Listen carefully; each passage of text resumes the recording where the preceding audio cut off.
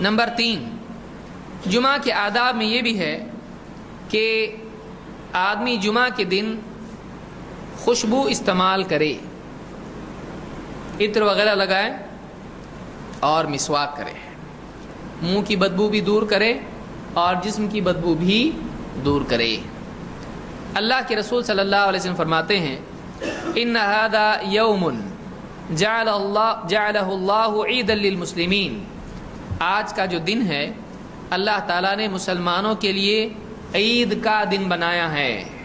تو جمعہ کیا ہے؟ صاف ستھری حدیث ہے، یہ عید کا دن ہے۔ لیکن پچھلے درس میں بتایا ہوں عید مبارک بولتے اس لیے جمعہ مبارک بولنا صحیح نہیں ہے، کیونکہ ہمارے نبی ایسا نہیں بولتے تھے۔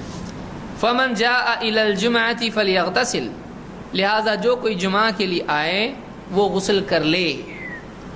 اس حدیث سے معلوم ہی ہوتا ہے کہ جمعہ کا غسل ہر آدمی پر ہے یا جمعہ کو آنے والے کے لیے ہے؟ جمعہ کو آنے والوں کے لیے ہے، یعنی کوئی آدمی اگر جمعہ کو نہیں آ رہا ہے کسی عذر کی وجہ سے تو کیا اس پر غسل واجب ہے یا کیا اس نے غسل کرنا چاہیے؟ ضروری نہیں اس کے لیے۔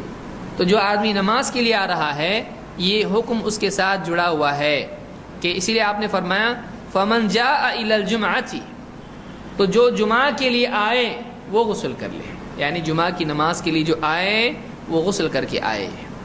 وَإِن كَانَ طِيبٌ فَلْيَمَسَّ مِنْهُ وَعَلَيْكُمْ بِالسِّوَاكِ، اور اگر اس کے پاس خوشبو ہے تو وہ اپنے بدن پر خوشبو لگا لے، کپڑوں کو خوشبو لگا لے، ہاں مسواک کا اہتمام کرو۔